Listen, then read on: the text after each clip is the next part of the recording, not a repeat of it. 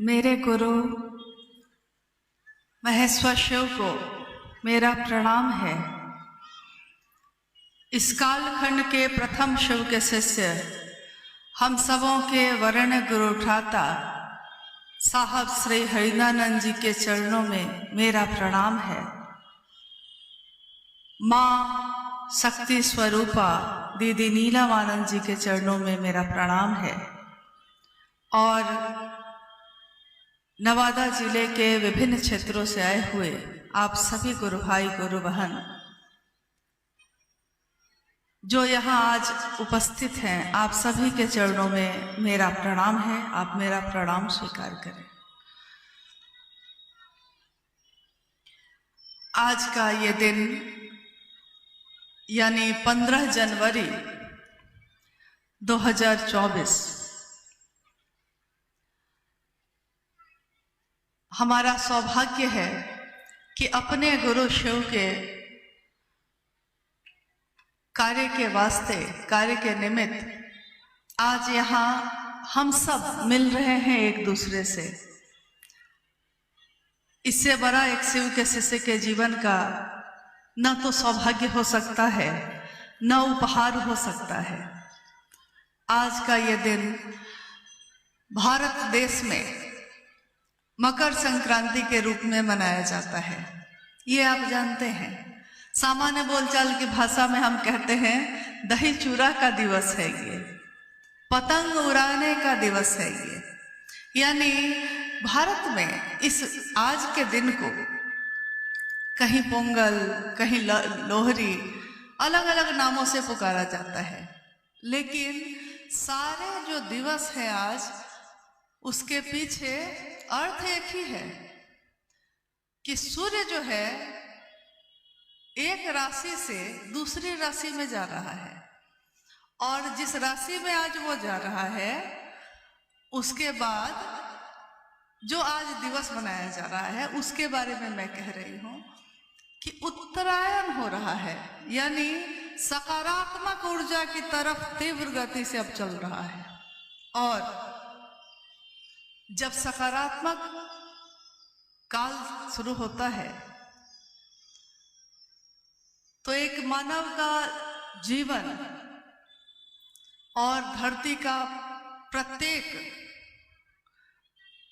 की प्रत्येक रचना प्रभावित होती है। अब है कि ये तो हो गया आज के दिवस का। अभी मेरा एक सौभाग्य ही है, बहुत बड़ा है, कि आप सभी गुरु भाई गुरु बहनों ने जन्म दिवस की शुभकामना दी। जितना आभार, जितनी कृतज्ञता व्यक्त करूंगी कम होगा, लेकिन मुझको आज इस क्षण में वो पल याद आ गया जिस वर्ष, इससे पहले के वर्ष में 14 जनवरी को मनाया जाता था मकर संक्रांति। साहब उस समय रांची में रह रहे थे और साहब ने कहा कि एक बात बताइए, मेरा जन्म हुआ तो दीपावली मनी। माँ नीलम आनंद जी के लिए उन्होंने कहा कि भाई नीलम का जन्म हुआ तो नागपंचमी थी, आपका जन्म कौन विशेष दिन हुआ है जो लोग याद रखें? अभी मुझको याद आ गया है, लेकिन कोई बहुत विशेष दिन तो उस दिन है नहीं। 14 जनवरी को तो मकर संक्रांति होती है, लेकिन 15 जनवरी को तो कुछ भी नहीं होता। तो मैंने जिस तरह साहब ने हंसी में कहा, मैंने भी उनको हंसी में कहा कि ये तो आपके ऊपर है, आप जिसका चाह देंगे दिन बन जाएगा। 2-4 महीने के बाद अखबार में उस वर्ष निकला कि अभी से लेकर 2080 तक मकर संक्रांति 15 जनवरी को होगी। अब दिन, जिसकी सोच से दिन बदल जाते हैं किसी के, जिसकी सोच से राशियां बदल जाती हैं, जिसकी सोच से मौसम बदल जाते हैं। बारिश का मौसम है, झमाझम बारिश हो रही है, शिव गुरु महोत्सव है, साहब श्री का आगमन हो रहा है, और उन्होंने कहा है कि कम से कम आज के दिन थोड़ा ठहर जाओ, और बारिश रुक गई है, कड़ी धूप है और उन्होंने चाहा है कि लोगों के सर पे छाया आ जाए, तो बादल छाया बनकर आ गए हैं। यहाँ तक कि उन्होंने दीमक और मच्छर को भी अगर कह दिया है कि अरे आज सोने दो, कम से कम कल सुबह 8 बजे आ जाना, और जिस बिस्तर पे दीमक ही दीमक थे कहाँ चले गए कुछ पता नहीं, और जिस कमरे में मच्छर ही मच्छर थे दरभंगा में, कहाँ चले गए सब मच्छर कुछ पता नहीं। उन्हीं की सोच में एक दिन ये आया था 1974 में कि शिव मेरे गुरु होंगे, और उसके बाद उनके मन ने सोचा कि मेरे गुरु शिव हैं, धरती के प्रत्येक मानव के भी गुरु शिव हों। सोच है बस, हम भी सोचते हैं, आप भी सोचते हैं, लोग भी सोचते हैं, लेकिन हमारी सोच में और उनकी सोच में कितना अंतर है, बस इतना ही समझ जाइएगा। हम सोचते हैं कुछ भी नहीं होता, वो सोचते हैं तो कायनात बदल जाती है। कभी मैंने पढ़ा था कि शरीरधारी शिव के शिष्य मच्छिंद्र नाथ के शिष्य थे गोरखनाथ। मच्छिंद्र नाथ के लिए घटना हुई कि मच्छिंद्र नाथ एकदम निंद्रा में दिन रात हैं, और दरवाजे पे उनका शिष्य गोरक्षनाथ आते हैं और कहते हैं कि जाग मच्छिंद्र गोरख आया। शिष्य जगा रहा है अपने गुरु को और गुरु जाग जाते हैं। उस दिन जब साहब श्री हरिंद्रानंद जी ने शिव को अपना गुरु बनाया, उनके मन ने भी पुकारा, शिव तुम जागो, शिव तुम जागो, और जागे ही हो। लोग कहते हैं शिव तो सोए नहीं है, सही है, शिव तो सोए नहीं है, लेकिन अगर सारा जगत सोया है शिव के लिए, तो शिव तुम जाग कर भी क्या जागे हो? जो सबके हृदय में रहते हो उसमें तो जागो। और देखिए जिसकी सोच से क्या क्या नहीं बदल गया, जिसके विचार से क्या क्या नहीं बदल गया। आज हमारे आपके जैसे सामान्य से अति सामान्य लोगों के भी गुरु शिव हैं। हमारी कोई पात्रता नहीं, हमारी कोई योग्यता नहीं, हम लोगों ने कभी ग्रंथ नहीं पढ़े, हम लोगों ने कभी शास्त्र नहीं पढ़े, लेकिन तब भी हमारे गुरु शिव हो गए। ये कैसे हुआ? क्या मैं बहुत ज्यादा लायक हूं? क्या आप बहुत ज्यादा लायक हैं? कौन यहाँ योग्य है? इस योग्य हम नहीं हैं, नमन भी कर सकें शिव को, लेकिन जिसके अंदर शिव की ऊर्जा का संचरण हुआ, उनका नाम है शिव के शिष्य हरिंद्रानंद जी, जिनको हम सभी शिव शिष्य आदर से प्रेम से कहते हैं वरेण्य गुरु भ्राता साहब श्री हरिंद्रानंद जी। और याद रखिएगा कि हरिंद्रानंद जी ही वो डोरी हैं और हम सब पतंगे हैं। इस शिव के आकाश में सब उड़ रहे हैं। अभी हम बैठे थे तो देखा कि पतंग उड़ रहा है। अचानक ध्यान आया साहब की बातों का कि साहब ने कहा था कि पतंग लटाई से जुड़ी हुई है, डोर से जुड़ी हुई है, तो डोर से जब तक जुड़ी रहती है पूरा आकाश उसका है, जहां चाहो उड़ लो। लेकिन जैसे ही आप डोर से कटेंगे फिर वो पतंग कहाँ जाकर टंगाएगा कुछ पता नहीं है। इसलिए मेरा निवेदन भी है, आग्रह भी है कि हम सब अभी इस क्षण में जब अपने गुरु शिव की बात के लिए यहाँ इकट्ठे हुए हैं, हम सब का मन एकाग्र हो शिव के शिष्य हरिंद्रानंद जी के प्रति, जिनके एहसान के कारण, जिनके द्वारा दिए हुए दान के कारण आज शिव मेरे या आपके या आज धरती पे किसी के भी गुरु हो पाए हैं। नहीं तो यह आज तक के इतिहास में कभी नहीं हो पाया। किस शिव की बात करते हैं हम? उस शिव की जिसको संसार के लोगों ने अनेक नामों से पुकारा। महादेव, देवों के देव हैं वो महादेव। महाकाल, काल को भी जिससे डर लगता है वो है महाकाल।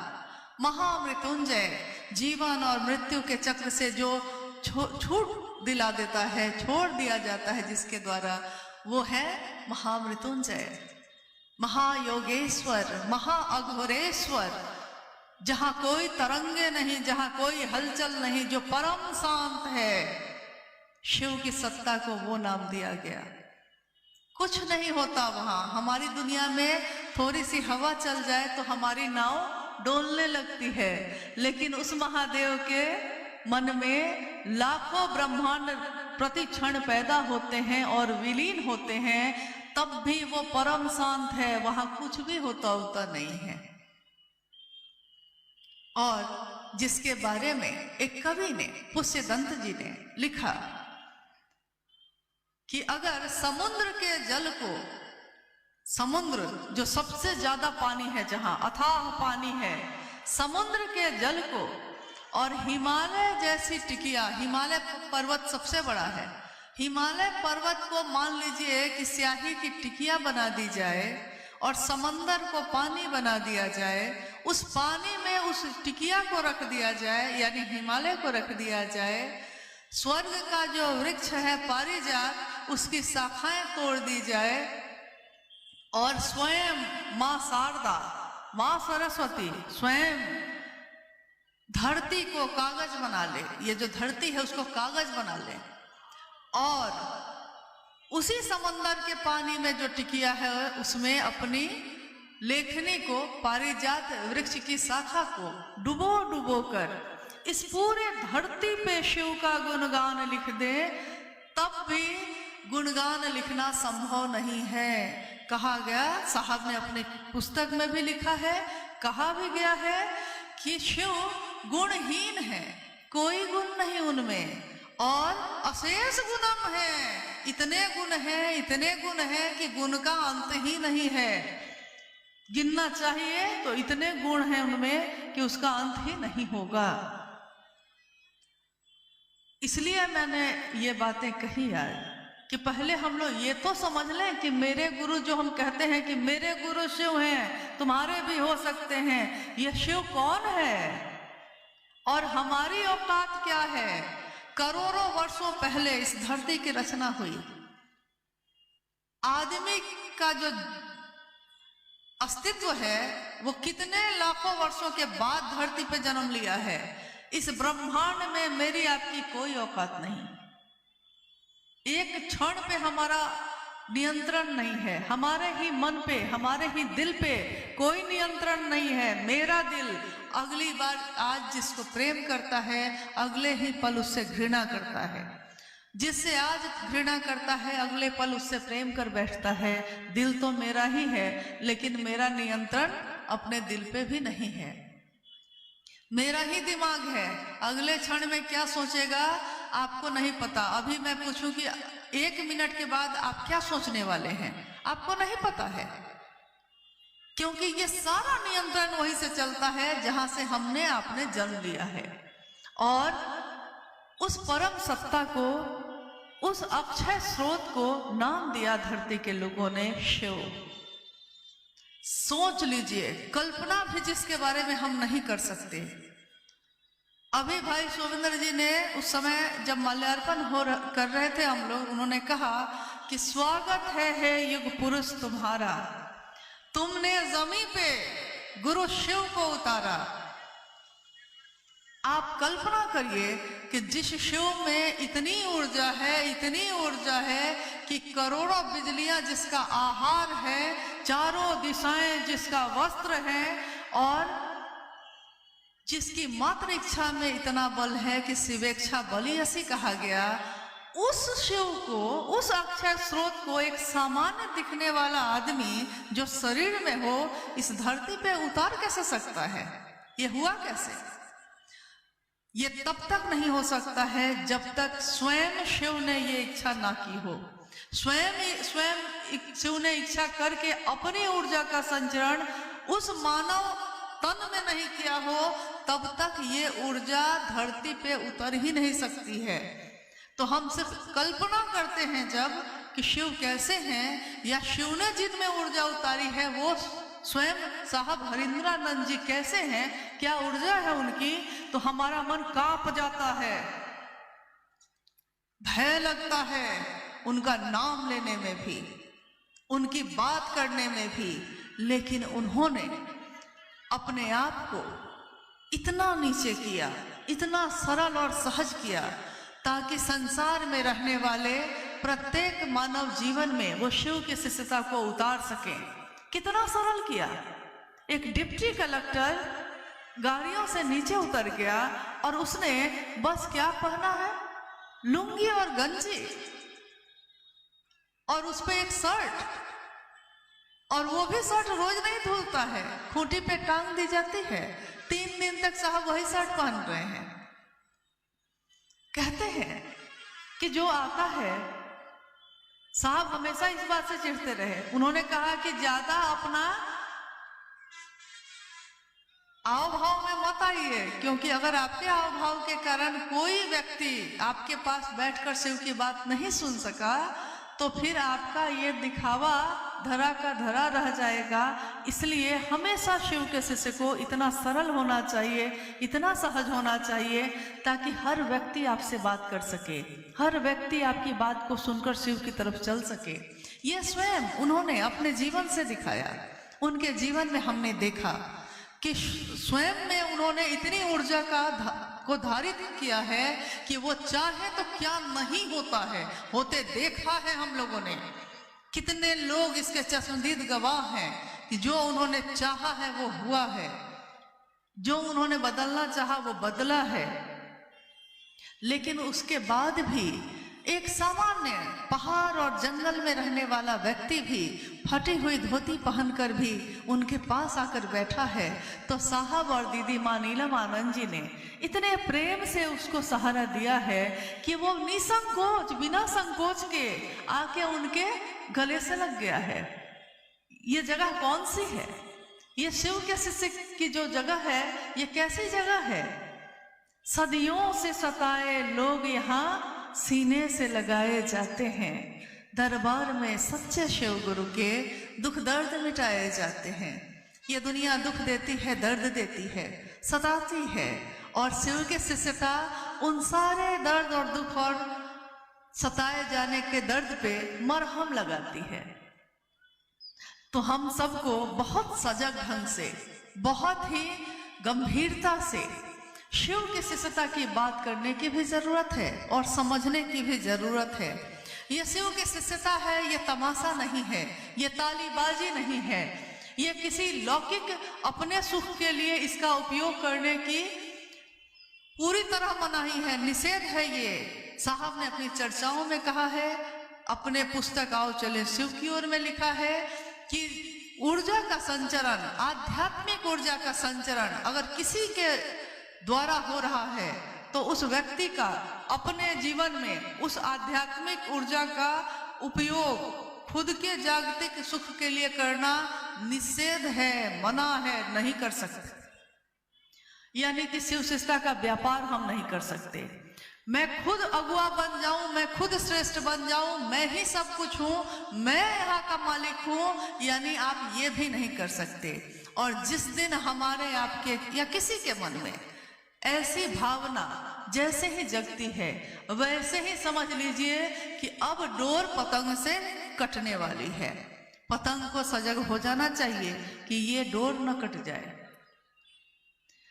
तो आइए हम बात करते हैं आज वारसलीगंज में जो आज शिवगुरु महोत्सव हो रहा है।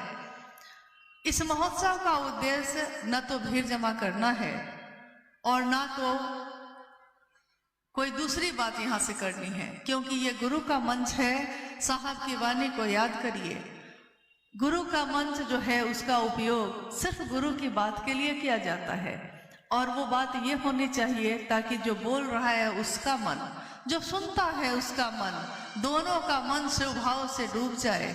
शिव की चर्चा का उद्देश्य भी यही होता है, शिव शिष्यों का इहलौकिक उद्देश्य भी यही होता है। और आज का ये जो मौसम है, सुबह से तो काफी ठंड थी और अभी देखिए धूप निकल आई है। ये किसके इच्छा का प्रतिफल है? मन जाने या ना जाने आभास तो हो ही जाता है, क्योंकि यहाँ कार्यक्रम हो ये भी इच्छा शिव के शिष्य हरिंद्रानंद साहब की थी। ये मेरी इच्छा नहीं, ये आपकी इच्छा नहीं, या यहाँ के जो आयोजक हैं उनकी इच्छा नहीं। उन्होंने स्वयं कहा था कि वारसलीगंज में कार्यक्रम होना चाहिए, तो हो रहा है। उन्होंने जो जो कहा है, चाहे वो 4 साल बाद हो, लेकिन वो बात होती जरूर है, घटित जरूर होती है।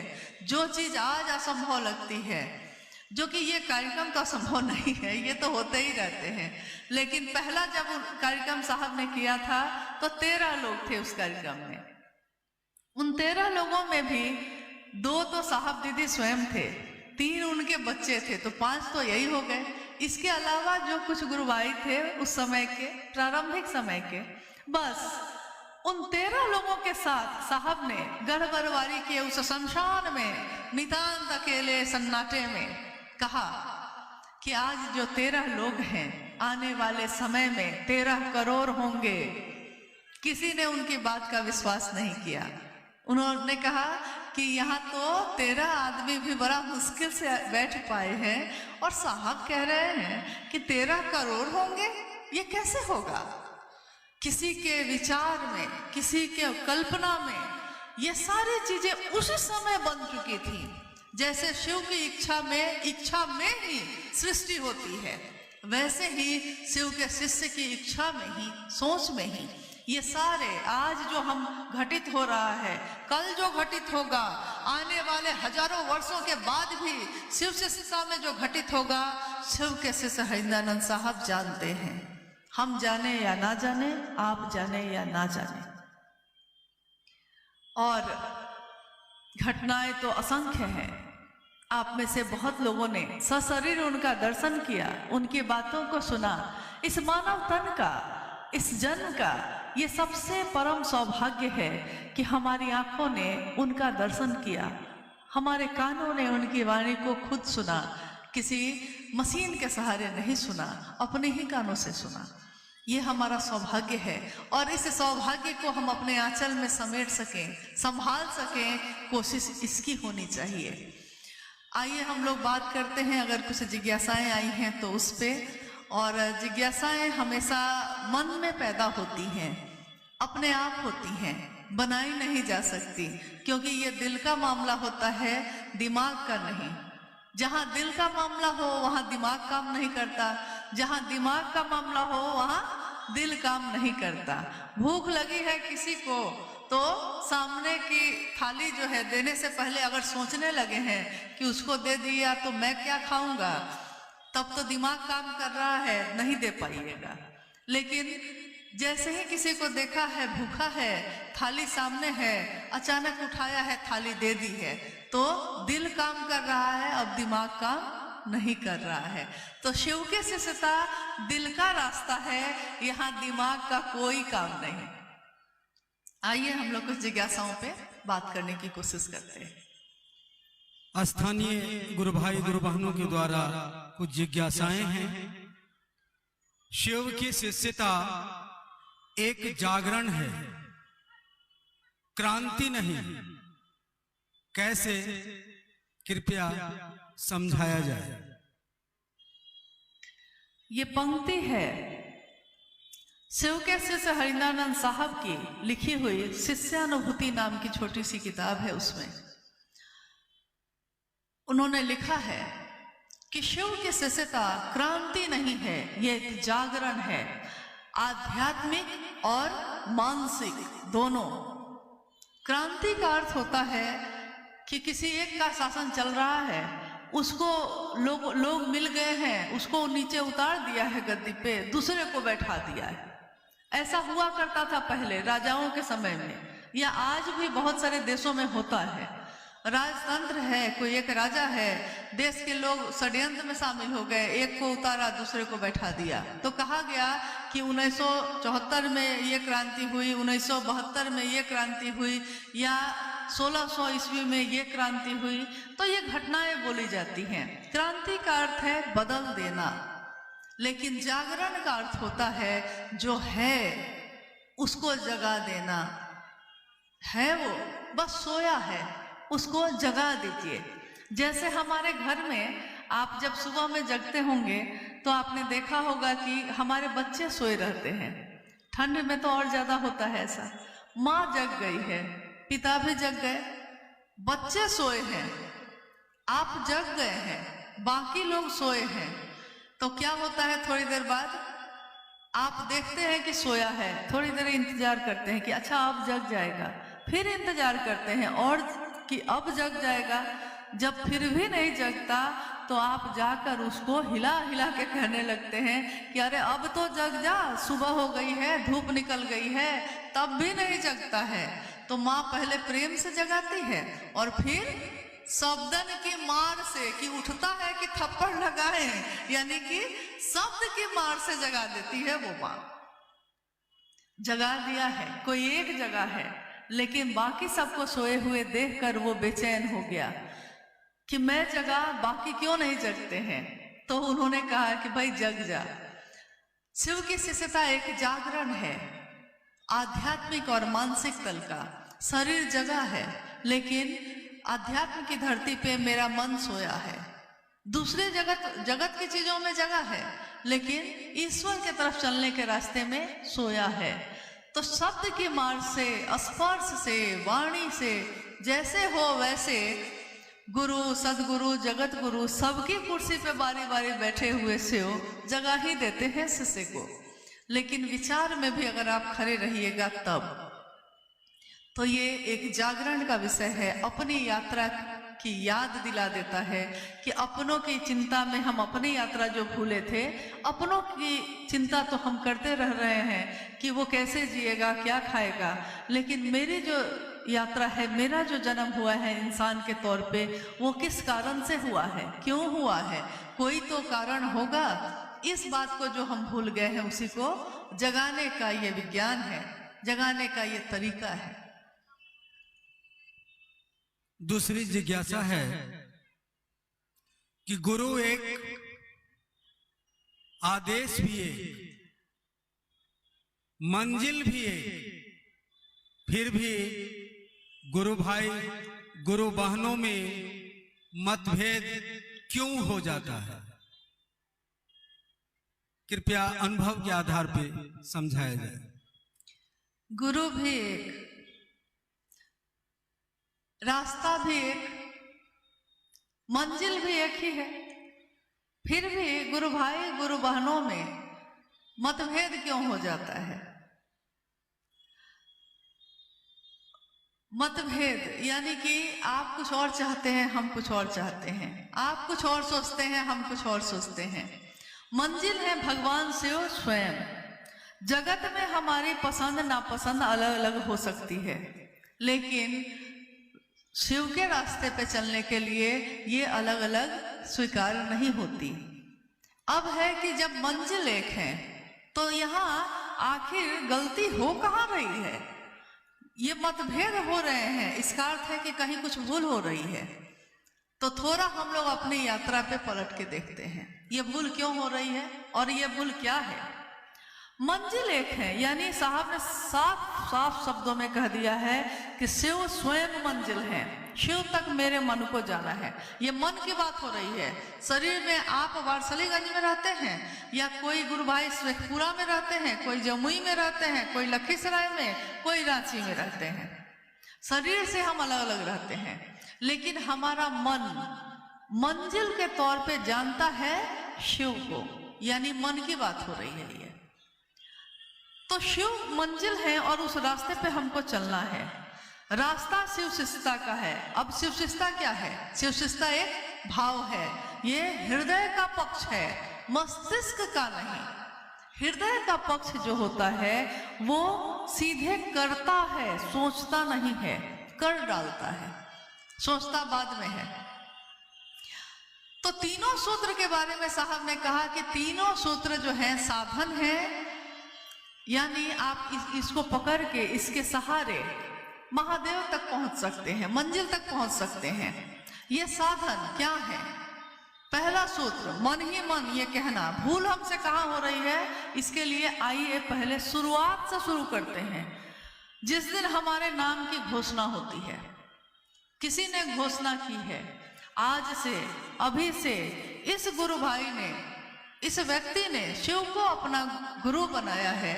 इसके नाम की सूचना शिव के अंतरिक्ष साम्राज्य को प्रेषित की जाती है और कृपया ये दर्ज हो, सूचना दर्ज हो अंतरिक्ष साम्राज्य में, और कहते हैं हम लोग जागा जागा महादेव।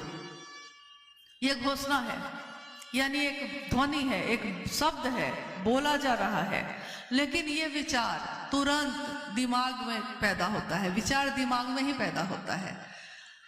लेकिन जैसे ही हम दूसरा सूत्र पे आते हैं, दूसरे सूत्र की बात करते हैं, और पहले सूत्र में ही जब हम कहते हैं कि हे शिव आप मेरे गुरु हैं, मैं आपका शिष्य हूँ, मुझ शिष्य पर दया कर दीजिए, तो उस शब्द के साथ ही हमारा मन जुड़ जाता है कि हे शिव आप कौन है? आप दुनिया के हैं, सार्वजनिक हैं, सबके हैं, ईश्वर हैं, महेश्वर हैं, पता नहीं क्या क्या आप हैं, लेकिन आप मेरे हैं। अब मन समझ रहा है मेरा, और उसके बाद कहता है कि मैं आपका हूं। अब आप जो कहेंगे वो मैं सुनूंगा, वो मैं करूंगा। यानी शिष्य का मतलब ही होता है जो गुरु के आदेश अनुसार चलने योग्य हो, जो गुरु के अनुशासन में रहने योग्य हो। मुझ शिष्य पर दया कर दीजिए। भूल क्या होती है? मुझ शिष्य पर मैं किसी की बेटी हूं, किसी की पत्नी, किसी की माँ, किसी की बहन, किसी की मित्र, लेकिन मैं क्या कह रही हूं? अभी हम बोल क्या रहे हैं? हम बोल रहे हैं कि मुझ शिष्य पर दया करिए। गुरु को पुकारता है शिष्य और कहता है मुझ शिष्य पर दया करिए, लेकिन बोलता ये है, सोचता ये है कि मेरा परिवार ठीक रहे, मेरे बच्चे ठीक रहे, मेरे पति का नौकरी लग जाए, बिजनेस ठीक रहे, हमको कोई दुख नहीं हो, पैर में दर्द है तो ठीक हो जाए, पेट में दर्द है तो ठीक हो जाए। देखिए, बोल रहे हैं शिष्य पर दया करिए, और जैसे ही शिष्य पे दया होनी शुरू हुई है कि शिष्य ने पाला बदल दिया। उसने कहा कि अब मेरा परिवार आ गया, मेरा कहा था शिव को मेरा, बोल रहे हैं शिव को मेरा, और सोच रहे हैं ये है मेरा, बोली में है। यानी तो बोली से जिस दिन हमारे दिल में ये प्रवेश कर जाएगा तो मामला तो वहीं पे ठीक हो जाएगा। कि जिस तरह पत्नी के लिए परवाह करते हैं, बेटा के लिए परवाह करते हैं, शिव की परवाह भी पैदा हो जाएगी। दूसरे सूत्र में साहब ने कहा कि शिव की चर्चा के पीछे आपका एकमात्र उद्देश्य होता है कि स्वयं भी शिव के शिष्य बने और दूसरों को भी प्रेरित कर सकिए। अब है, साहब ने कहा कि बड़े बड़े कार्यक्रम हो रहे हैं, हालांकि आज भी हो रहे हैं, लेकिन आपने देखा होगा कि एक तूफान सा है, पूरे जिले में कार्यक्रम हुए जा रहे हैं, अंत ही नहीं है। संभाषण भी सुंदर हुए जा रहे हैं। मंच से मैं बहुत सुंदर संभाषण करूं और नीचे उतर के मेरा चरित्र जब आप देखते हैं तो आप कहते हैं कि क्या यही व्यक्ति था जो मंच पे कुछ और बोल रहा था, और जिसके मन से कुछ भी कोई संकीर्णता नहीं गई, तो ये क्या बोल रहा है? ये व्यक्ति मंच पे बैठता है, गुरु के मंच पे। मैंने प्रारंभ में ही कहा, शिव का नाम लेने से भी हमको भय होता है। इस मंच पे बैठने योग्य हम लोग नहीं हैं, लेकिन साहब हरिंदरानंद जी ने ये श्रेय दिया है कि शिव मेरे गुरु हुए हैं, तो उस गुरु के मंच पे चेला बैठ के बात कर रहा है। चर्चा भी गुरु की, शब्द भी साहब हरिंदरानंद जी के, लोग भी, आप भी उनके, हम भी उनके, और ये बीच में मामला कुछ और क्यों हो जाता है? चर्चा, शिव की चर्चा का अर्थ होता है कि हम ऐसे हो जाएं कि कहीं से गुजरे तो लोग कहें कि शिव के शिष्य जा रहे हैं। चर्चा गुरु की, गुरु लगा है उसमें, शिव गुरु चर्चा, उसी में लगा हुआ है ये शिव गुरु चर्चा, यानी शिव है गुरु, उनकी चर्चा होनी है। और इस चर्चा में हम जो बोलते हैं ये भाव मेरे अंदर नहीं था, आपके अंदर भी नहीं था, ये भाव मेरे अंदर पैदा ही हुआ है शिव से हरिंदरानंद जी की बातों को सुनकर। यानी शब्द उनके, इसमें ऊर्जा उनकी, इसमें ताकत उनकी, इसमें प्रभाव उनका, और मेरा तो बस इतना ही है कि हम बैठ के बोल रहे हैं, बस इतना ही है, दिख रहे हैं, लेकिन ये हम हैं नहीं, ये आप हैं नहीं जो आप दूसरों से बोलते हैं। ये तो उस महादेव की असीम दया है कि उनकी वाणी कोई बोलता है, कोई सुनता है। तो शिव की चर्चा जैसे ही अपना रूप बदलेगी, उसका प्रभाव भी बदलेगा।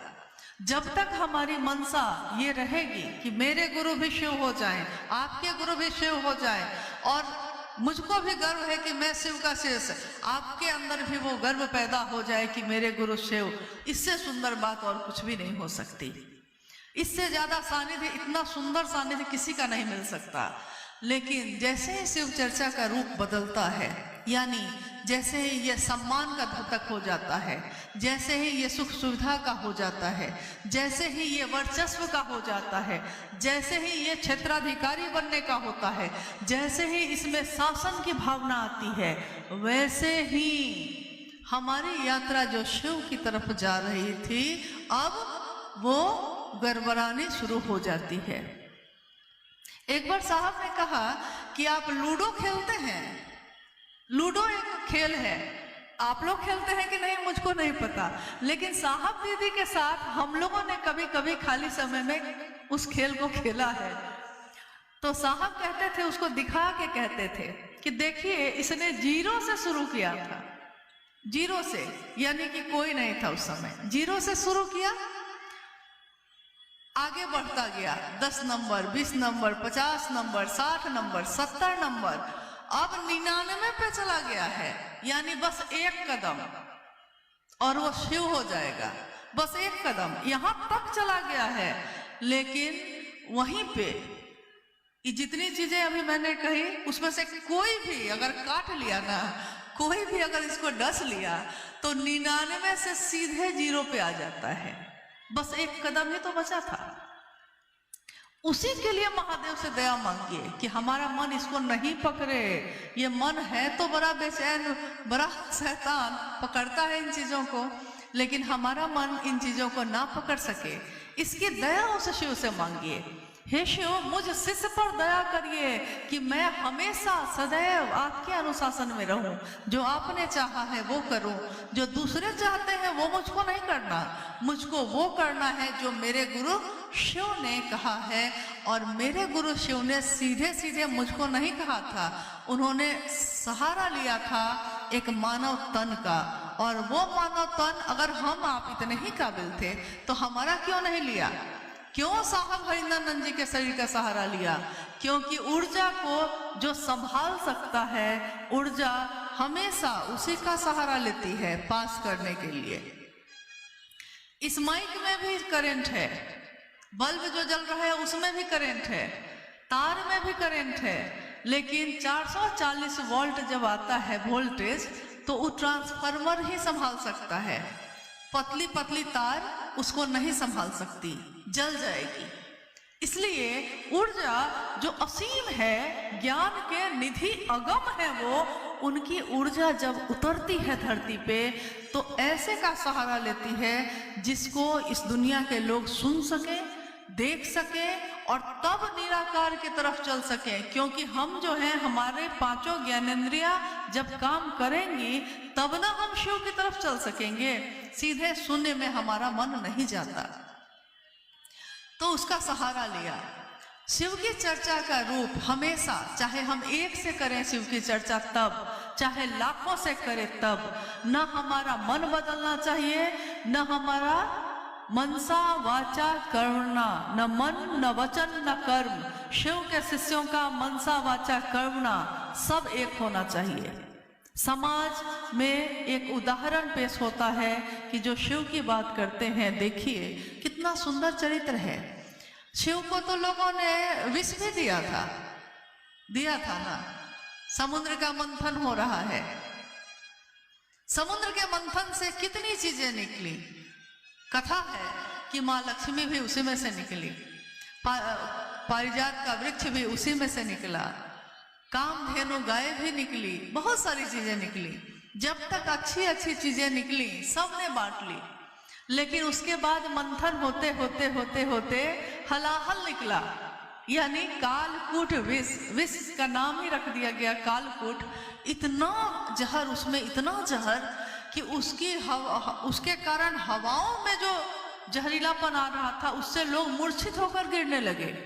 देवता राक्षस सब मूर्छित होकर गिरने लगे।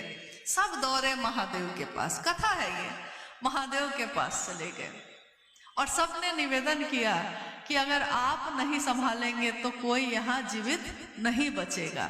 एक ऐसा जहर।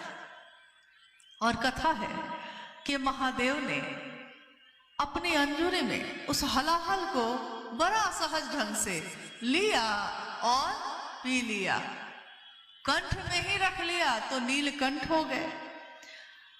सोचिए जमाने ने उनके साथ क्या किया, लेकिन शिव का गुण क्या है? शिव का गुण ये है कि उनको मिला जहर, लेकिन उन्होंने क्या दिया सबको? अमृत। शिव ने सबको अमृत दिया है। तो चाहे मेरे साथ जमाना जो करे, लेकिन मैंने जिस दिन कहा है कि शिव मेरे गुरु हैं, तो मेरा यानी एक शिव के शिष्य का विचार या उसका बर्ताव या उसकी बोली दूसरों के लिए हमेशा प्रेमपूर्ण होनी चाहिए। अमृत। और एक दिन जो आपने दिया है जमाने को, जमाना आपको वही लौटाएगा। ये है साहब श्री की वाणी। उन्होंने कहा है ये भव समंदर है, ये भवसागर है, ये जीवन। और इस जीवन के समंदर में आप चप्पल फेंकिएगा तो चप्पल ही वापस आएगा, प्रेम दीजिएगा तो प्रेम ही वापस आएगा, शिव दीजिएगा तो शिव ही वापस आएगा।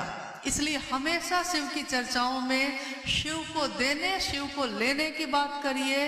इसके अलावा अगर कोई लौकिक कामना शामिल होगी तो इसका क्षमा जिसे कर सके न तुम भी, महादेव भी जिसको क्षमा ना कर सके, हे महादेव हमसे कोई वैसी भूल ना हो जाए जिसकी क्षमा शिव के पास भी नहीं होगी।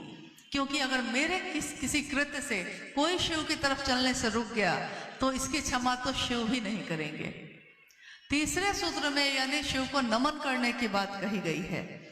शिव को नमन भी तो मेरा मन ही करेगा, ये भी मन ही होता है, मन ही करता है किसी को प्रणाम। इसका प्रयास करिए, नमः शिवाय से कर सकते हैं।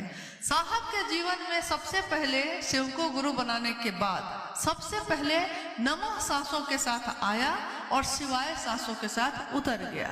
यानी नमः आया और शिवाय उतर गया, बस इतना ही हुआ।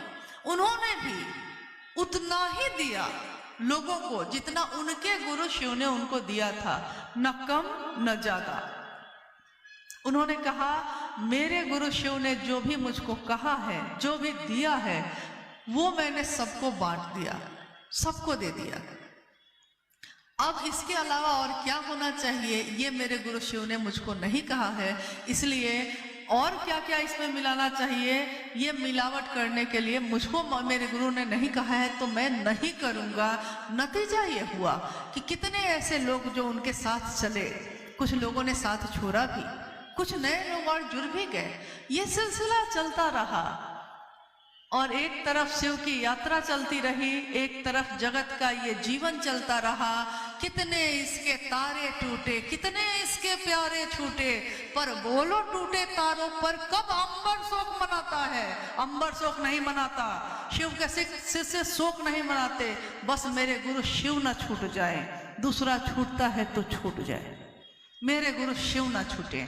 बस इसी की कामना रखकर अगर ये तीनों सूत्र हम करते हैं तो इसका परिणाम ऐसा अद्भुत है जो आप करके देखिए, आपने सोचा भी नहीं होगा।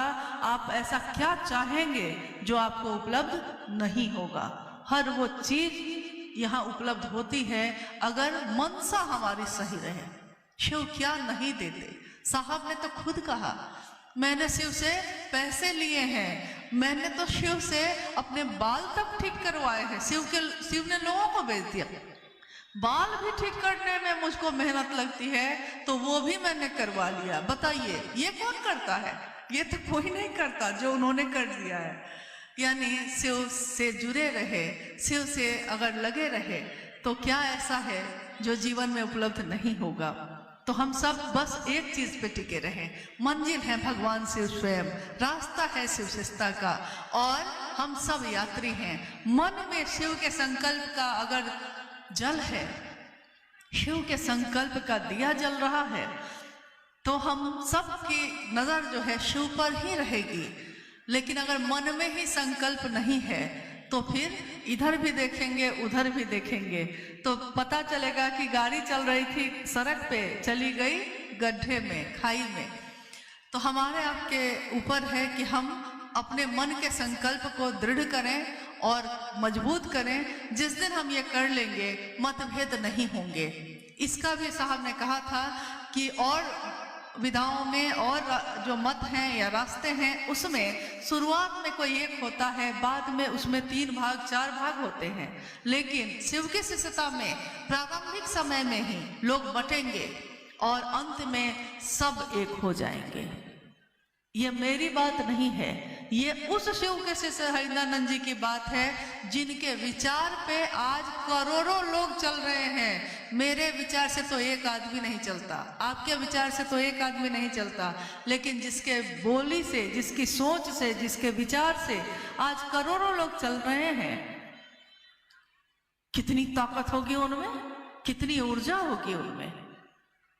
तो उनके संकल्प को अपना संकल्प बनाएं और चलें। जिस दिन हम ऐसा कर लेंगे कोई मतभेद नहीं, कोई वैचारिक मतभेद नहीं होगा। एक अंतिम जिज्ञासा। कुछ लोग कहते हैं कि साहब श्री अपनी सारी आध्यात्मिक शक्ति मुझे ही दे दिया है, दीदी के द्वारा कृपया प्रकाश डाला जाए।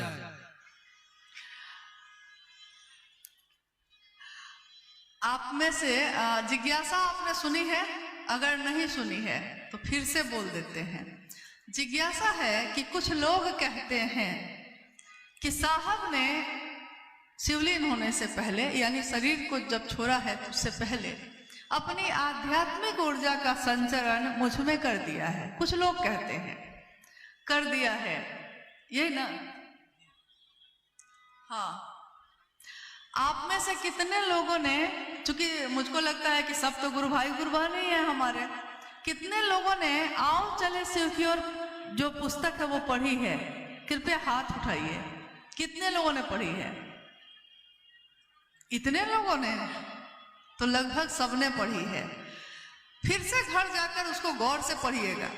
उसमें 201 या 2 है, एक पन्ने पे आओ चले शिव की ओर किताब का अंतिम जो आलेख है, वो भी, उसका भी आलेख का शीर्षक जो है वो है आओ चले शिव की ओर। मेरा निवेदन है कि थोड़ा हलचल आप लोग शांत कर लीजिए, क्योंकि अब बस 10 मिनट भी नहीं होंगे, हम भी जाएंगे, आप भी जाइएगा। और इस बात का वास्ता हमसे भी है, आपसे भी है, इसलिए इसको सुन लीजिएगा गौर से, ताकि कम से कम आगे की यात्रा तो ठीक से करें हम लोग। अब सुनिए, उसमें साहब ने लिखा है कि जब माँ नीलमानंद जी शिवलीन हुई थी 17 जून 2005 को, माँ नीलमानंद जब शिवलीन हुई, उस समय कुछ लोगों ने पूरे अभियान चलाकर ये बात लोगों में स्थापित की कि माँ नीलमानंद जी ने शिवलीन होने से पहले अपनी आध्यात्मिक ऊर्जा उनके अंदर ही आहरित कर दी है, यानी डाल दी है। ये साहब ने खुद लिखा है आओ चले शिव की ओर में, लेकिन जो कि पूरी तरह मिथ्या था, ऐसा नहीं हो सकता। इसी को उन्होंने अगली पंक्ति में स्पष्ट किया है। उन्होंने कहा है कि हमें याद रखना चाहिए कि आध्यात्मिक ऊर्जा का संचरण गुरु स्वयं करते हैं और कोई शिष्य नहीं कर सकता, और अपने जागतिक लालसा के लिए तो ये हो ही नहीं सकता। अब रही बात, साहब हरिंद्रानंद जी ने अपनी आध्यात्मिक शक्ति का संचरण कुछ लोगों में कर दिया है। हम लोगों की भेंट तो नहीं हुई, लेकिन मुझको आश्चर्य है कि वैसे लोग अभी इतनी ऊर्जा को बर्दाश्त कैसे कर पाए। क्योंकि अभी अभी मैंने कहा है कि उस शिव की ऊर्जा जिस मानव तन का सहारा लेकर उतरती है, वो मानव तन होता है जो इसको संभाल सकेगा। हम आप अगर इतने लायक थे तो ये बात हम लोगों ने साहब के शरीर में रहते हुए ही क्यों नहीं कह दी थी कि साहब आपने जो आध्यात्मिक शक्ति मुझको दी है अभी ही लोगों को बता देते हैं। आश्चर्यजनक ढंग से ये बातें तब शुरू हुई जब साहब शिवलीन हुए। लोगों को लगा कि अब साहब नहीं हैं, लेकिन हम लोगों ने इतनी ज्यादा उनकी उपस्थिति महसूस की है। हम लोगों मतलब सिर्फ मैंने नहीं, मैंने कहा हम लोगों ने, हर उस शिव शिष्य ने उनकी उपस्थिति महसूस की है जिसने उनको मन से पुकारा है। हर उस शिव शिष्य के यहाँ वो गए, हर उस शिव शिष्य से मिले, यहाँ तक कि लोगों ने कहा कि भोजन भी किया है। तो ये तो असंख्य घटनाएं हुई हैं, यानी कि उन सभी असंख्य लोगों के अंदर साहब ने ये बात डाली होगी। और साहब ने डाली तो है ही, लेकिन हर व्यक्ति के अंदर, और किसी एक व्यक्ति के शरीर को चुन के नहीं, उनकी सारी ऊर्जा इसी विचार में है कि शिव मेरे गुरु हैं। जो इस विचार को अपनाएगा, साहब हरिनंदन जी की आध्यात्मिक ऊर्जा का संचरण तीव्र गति से उसके मन के अंदर होता है। प्रत्येक व्यक्ति जो इसको स्वीकार करेगा, जिसने इसको सुना है, जिसने इसको माना है, हर व्यक्ति के अंदर उन्हीं की ऊर्जा चल रही है। और कौन है यहाँ? हाँ, ये है कि हम लोग पहचान सके वैसे लोगों को जो हमें गुमराह करते हैं, जो हमें भटकाते हैं। तो अब भटकाने के लिए मुझको नहीं लगता कि शिव के शिष्य इतने, शब्द मूर्ख तो नहीं बोलना चाहिए, इतने मूर्ख तो नहीं होते। वो तो बस मूर्ख होने का दिखावा करते हैं। वो बस दिखावा करते हैं कि हम सर झुका के जो बैठे हैं, आपकी बात जो सुन रहे हैं और बहुत अच्छे तरीके से आपकी बात को समझ भी रहे हैं कि जिस साहब ने, जिस शिव के शिष्य ने कभी अपनी स्थापना नहीं की, कभी लोगों से ये नहीं कहा कि मुझसे मिलना जरूरी है, जिस साहब ने कभी ये नहीं चाहा कि महादेव की तस्वीर के बगल में उनकी तस्वीर लगे, लेकिन आज लगाई है हमने। जान लीजिए कि क्यों लगाई है, इसके पीछे भी कहानी है। मां नीलम आनंद उस समय शरीर में थी। कितने जगह के गुरु भाई, गुरुबान, पुराने गुरु भाई कुछ बैठे भी हैं। लोग जब शिव गुरु महोत्सव के लिए आते थे तो वो कहते थे कि साहब आपकी और दीदी की तस्वीर हम लगाना चाहते हैं, और साहब कहते कि मैंने शिव की स्थापना की बात की है, मेरी तस्वीर क्यों लगाओगे। लेकिन लोग निवेदन करते रहे और साहब मना करते रहे। जब दीदी मां नीलम आनंद जी शिवलीन हुई और ये हवा उठी कि हाँ दीदी ने मुझको दे दी शक्ति, दीदी ने मुझको दे दी शक्ति, तो साहब ने कहा यार अब नीलम शरीर में नहीं है, उनकी तस्वीर लगा सकते हो विवश होकर, ताकि एक ही जगह जुड़े रहिए भाई। अब देखिए उसके बाद भी कुछ समय और गुजरा। कुछ जगह पे शिव गुरु महोत्सव का आयोजन हुआ। आयोजकों ने साहब से निवेदन किया कि साहब महादेव की तस्वीर के साथ आपका और दीदी का भी तस्वीर बैनर पे लगाना चाहते हैं। साहब ने स्पष्ट शब्दों में मना कर दिया। उन्होंने कहा कि नहीं, मेरी तस्वीर क्यों लगेगी, लोग महादेव को देखेंगे, मुझको क्यों देखेंगे, मना कर दिया।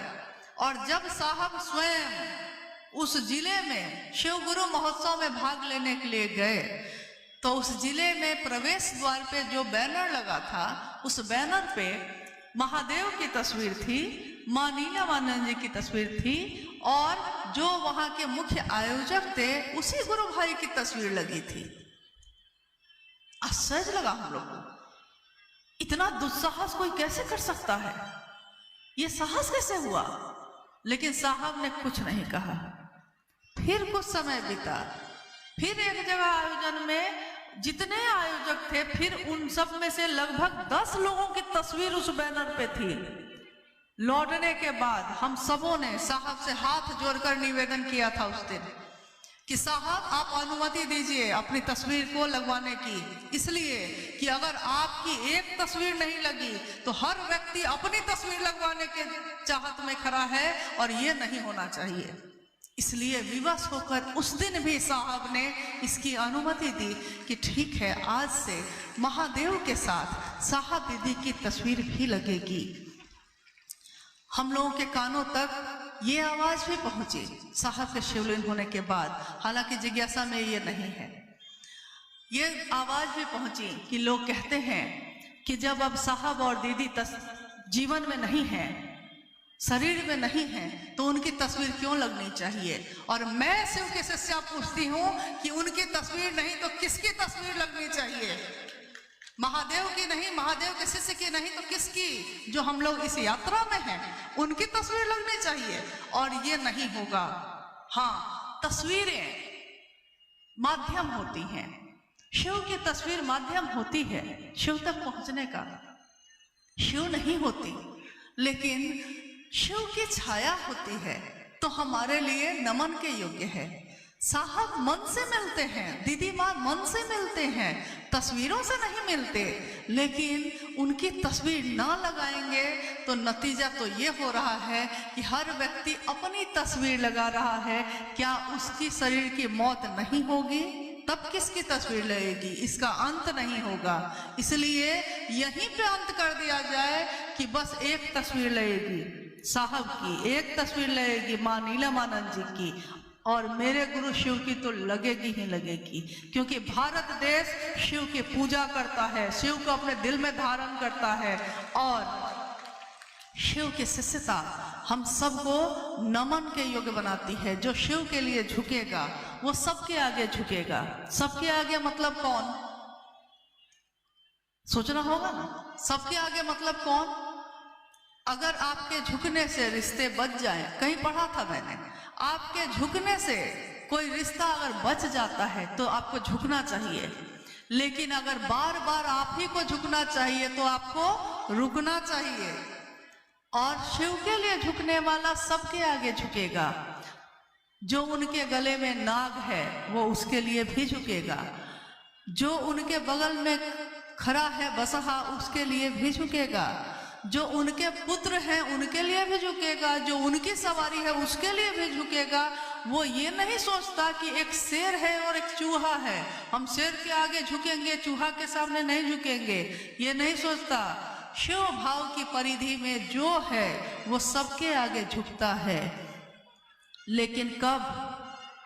जब वो शिव भाव में दिखता है तब, जब वो शिव के गले में धारण किए हुए है तब, जब वो शिव की सवारी बना हुआ है तब। लेकिन जिसने शिव को ही छोड़ने का सोच लिया हो उसके आगे क्या करेंगे हम? इसलिए इसमें बहुत नहीं पढ़ने की जरूरत है। हमको पढ़ने की जरूरत बस इतनी है कि साहब हरेंद्रानंद जी को न भूल जाए हम। क्योंकि इतनी कथाएं आजकल चल रही हैं शिव चर्चाओं में, हर व्यक्ति अपनी ही कथा कह रहा है।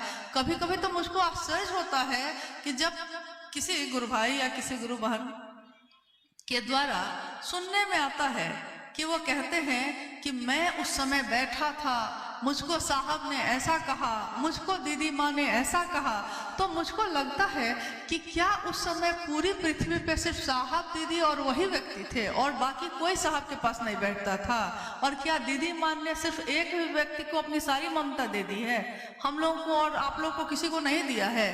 तो माँ की ममता करुणामयी होती है, वो सबको एक समान देती है।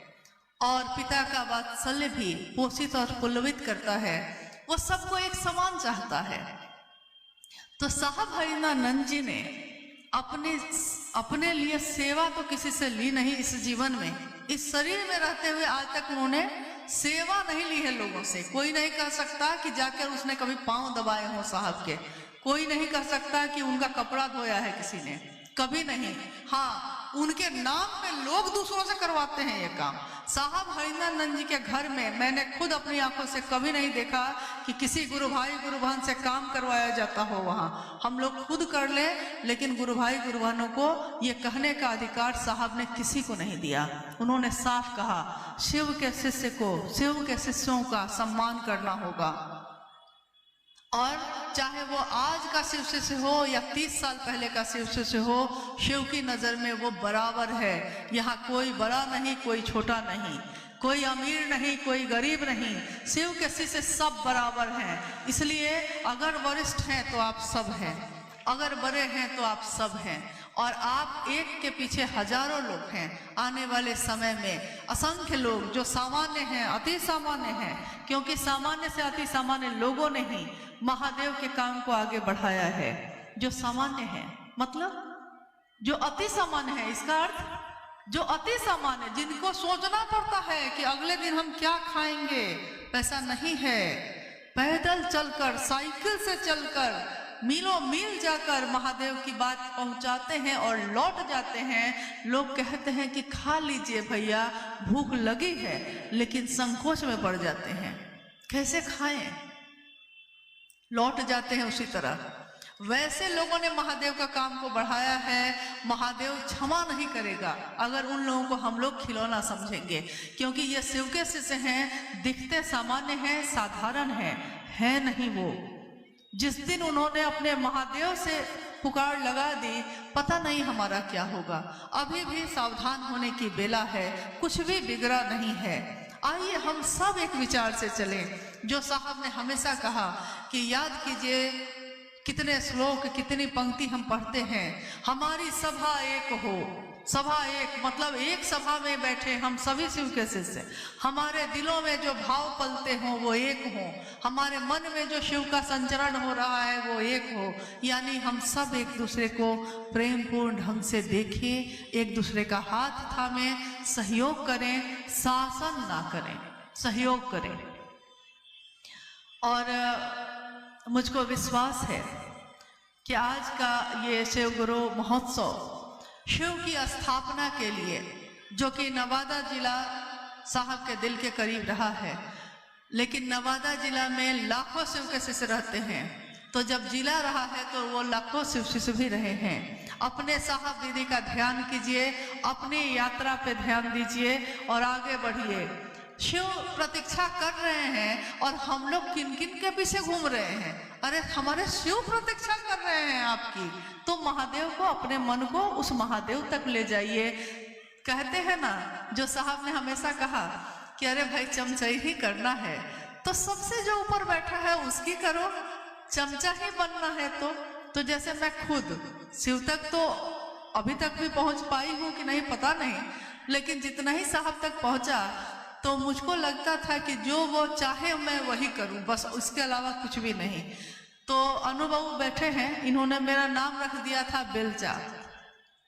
एक होता है चम्मच जो छोटा सा सामान उठाता है, एक होता है चमचा जो उससे थोड़ा सा बड़ा होता है, और उससे भी बड़ा होता है बेलचा।